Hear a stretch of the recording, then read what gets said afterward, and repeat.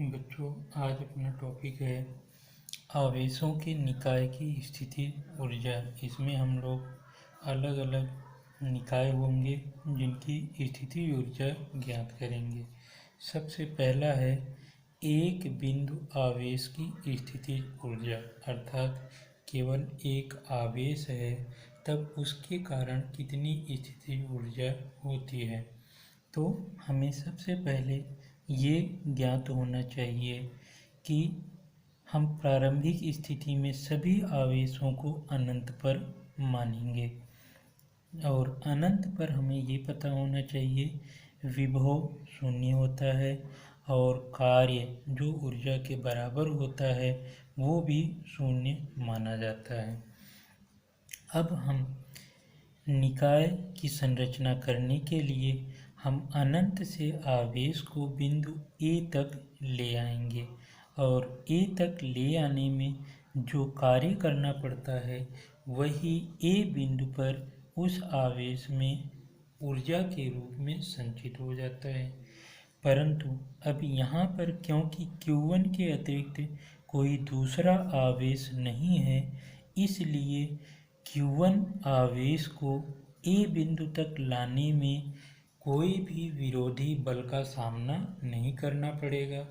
अर्थात हम ऐसे कह सकते हैं Q1 को ए बिंदु तक ले आने में कोई भी कार्य नहीं करना पड़ेगा, या W1 हम कह सकते हैं जो U के बराबर है। ये किसके बराबर हो जाएगा? 0 के बराबर हो जाएगा। अब अगला है जब दो बिंदु आवेशों की निकाय की स्थिति ऊर्जा, अर्थात यहाँ पर हमें दो बिंदु आवेशों का निकाय बनाना है। मान लो ये हमको ए और बी का निकाय बनाना है और इनके बीच की जो दूरी है हम मान लेते हैं R12 है।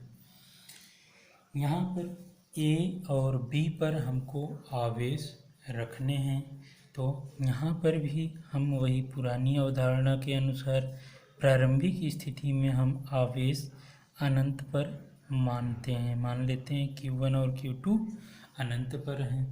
तो ये भी हमें पता है कि इनकी ऊर्जा शून्य के बराबर है। अब अनंत से सबसे पहले हम Q1 आवेश को मान लो ए बिंदु तक ले आते हैं, तो हमें पहले से पता है कि इसका विरोध करने वाला कोई दूसरा आवेश स्थित नहीं है। इस स्थिति में Q1 को हम जब बिंदु ए पर ले आएंगे तब हमें कोई भी कार्य नहीं करना पड़ेगा, अर्थात हम कहेंगे W1 किसके बराबर होगा? 0 के बराबर। लेकिन जब बिंदु Q1 ए पर आ जाता है तब ये अपने चारों ओर एक विद्युत क्षेत्र बनाएगा और इस Q1 के कारण B बिंदु पर एक विभव का निर्माण होगा। विभव यहाँ पर कितना उत्पन्न करेगा? अगर हम बात करें विभव यहाँ पर, तो Q1 के कारण विभव होगा V बराबर K Q1 बटे R12, क्योंकि इनके बीच की दूरी R12 है, आवेश Q1 है।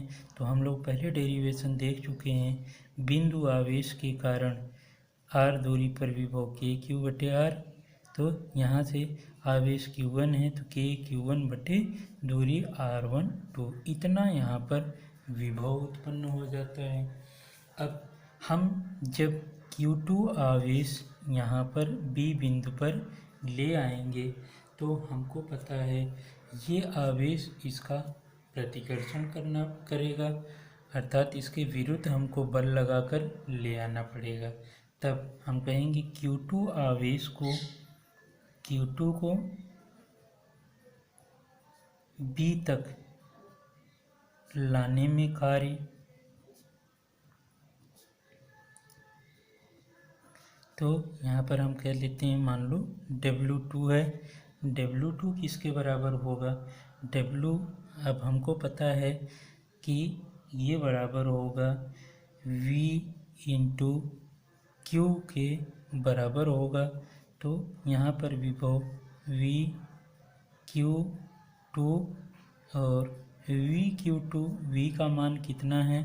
अब यहाँ पर ये है KQ1 बटे R12 इंटू Q2।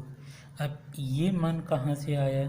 तो इसके लिए आपको पता है V बराबर, विभव की परिभाषा से V बराबर W/Q। देन हम कह सकते हैं W बराबर क्या होगा? V into Q। तो इस हम परिभाषा का यूज करके ये मान हम निकालते हैं। तो W2 अर्थात V इंटू Q2, यहाँ पर विभव कितना हो, कार्य कितना होगा? VQ2 के बराबर। अब ये W2 आ गया, ये W1 अर्थात AB, यहाँ पर Q2 आ गया। अब इस निकाय की संरचना में कुल कार्य कितना होगा? तो कुल कार्य हम कहेंगे ये बराबर होगा W1 प्लस W2। W1 का मान 0 है, W2 का मान किसके बराबर है? KQ1 Q2 upon R12। तो हमें जो U अर्थात कुल कार्य कितना प्राप्त हो जाता है? W ये बराबर हो जाता है KQ1 Q2 अपॉन R12। ये आता है दो बिंदु आवेशों की निकाय की स्थितिज ऊर्जा का सूत्र। इसी तरीके से अगर हम कहें तीसरा अपना बिंदु है,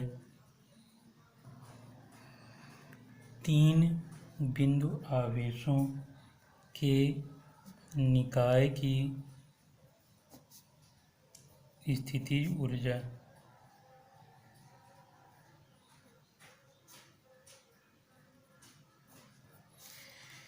यहाँ पर हमको तीन बिंदु आवेशों का निकाय, मान लो ये हमें एक निकाय बनाना है, A, B और C पर हमको आवेश रखने हैं। तो हम सबसे पहले नंबर मान लेते हैं A और B के बीच की दूरी R12 है और A और C के बीच की दूरी R13 है और B और C के बीच की दूरी R23 है। ये इनके बीच की दूरियां हैं। अब A, B और C पर हमको मान लो Q1, Q2 और Q3 आवेश ले आने हैं जो पहले प्रारंभिक स्थिति में अनंत पर हैं। तो सबसे पहले हमको पता है Q1 आवेश को A बिंदु तक ले आने में कोई भी कार्य नहीं करना पड़ेगा। क्यों? क्योंकि इसका विरोध करने वाला कोई दूसरा आवेश उपस्थित नहीं है। तो सबसे पहले हम कहेंगे क्या कि Q1 को A तक लाने में कार्य, तो हम कहेंगे W1 बराबर 0 होगा। फिर दूसरी स्थिति में अब Q1 यहाँ पर आ गया तो हम कहेंगे B पर विभव कितना होगा? तो Q1 के कारण B पर विभव हम कहेंगे ये बराबर होगा, मान लो V1 है तो KQ1 बटे R12 के बराबर यहाँ पर विभव होगा। फिर Q1 के कारण C पर भी विभव होगा तो यहाँ पर इसके कारण विभव कितना होगा? तो यहाँ पर हम कहेंगे मान लो V2 यहाँ पर विभव होगा कितना? KQ1 बटे R13, दूरी कितनी है? R13, इतना विभव होगा।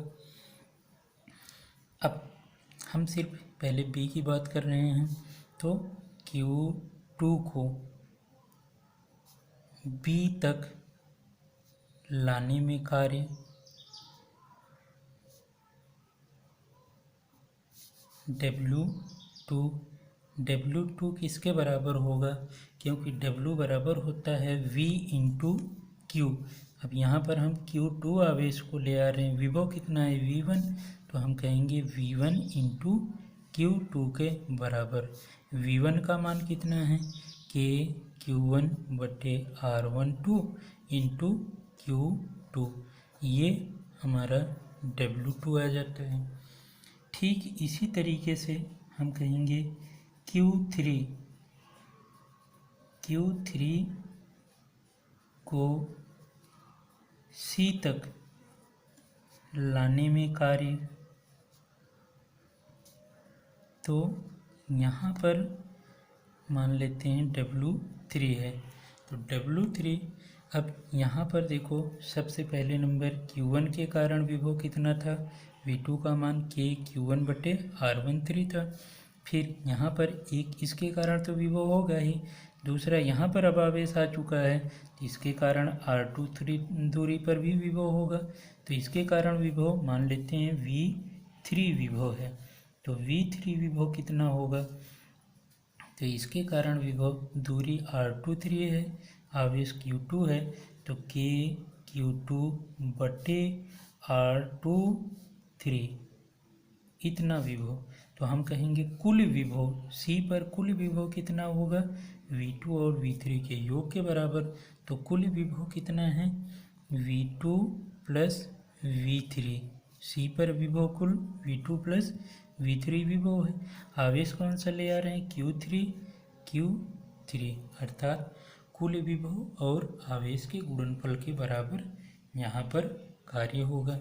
अब इनके मान रख देते हैं, तो W3 का मान आ जाएगा, W3 बराबर हो जाएगा V2 का मान कितना है K Q1 बटे R13 प्लस K Q2 बटे R23 इसमें इंटू Q3, ये आ जाता है समीकरण नंबर 3। अब हम अगर बात करें कुल कार्य कितना होगा, तो कुल कार्य के लिए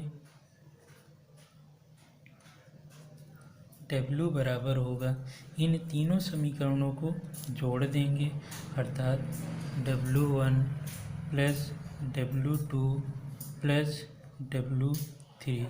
अब इन तीनों के मान उठा कर रख देते हैं, तो W बराबर हमको मिल जाता है 0 प्लस W2 के Q1 Q2 बटे R12 और W3 का मान है K Q1 Q3 बटे R13 plus K Q2 Q3 बटे R23। यहाँ पर आप कुल कार्य किसके बराबर आ जाता है K Q1 Q2 बटे R12 plus K Q1 Q3 बटे R13 plus K Q2 Q3 बटे R23, ये कुल ऊर्जा के बराबर होता है। ये हमारा सूत्र प्राप्त हो जाता है। अब इसमें आप ध्यान दीजिए, सूत्र बड़ा हो रहा है लेकिन बहुत ही सरल होता है। सबसे पहले नंबर तो आपको इसमें नीचे ध्यान रखना है, देखो जैसे 1 2 है तो ऊपर भी 1 2 आ रहा है, 1 3 1 3 2 3 2 3। इस तरीके से याद करने में आपको दिक्कत नहीं आएगी, पहला नंबर। दूसरा नंबर, इनको सरलता के लिए ध्यान रखना है, हम दूरी इसको 1 2 लिए हैं, मतलब Q1 आवेश यहाँ पर, Q2 आवेश यहाँ पर Q1 Q3 यहाँ पर आवेश ले आ रहे हैं। तो हम देखो इसको आवेश की दूरी, इनके बीच की दूरी 1 और 3, इसी तरीके से ये 2 आवेश ले आए हैं B पर, C पर Q3 आवेश, तो 2 और 3 इनके बीच की दूरी नाम दिया गया है। तो इस तरीके से हम इसको आसानी के साथ समझ सकते हैं। इसी तरीके से हम 4 आवेशों की निकाय की स्थितिज ऊर्जा भी ज्ञात कर सकते हैं और ठीक इसी तरीके से n आवेशों के निकाय की स्थितिज ऊर्जा भी ज्ञात कर सकते हैं।